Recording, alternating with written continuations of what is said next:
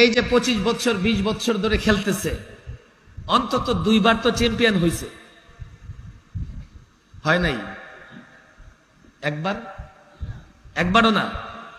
কোথায়? Runner up তো হয়েছে, সেকেন্ড পজিশন তো ছিল নাই। 3 নম্বরে তো এগুলোর কুরবানিতে সাইজ করে দিলেই হয়েছে। এই কুরবানিতে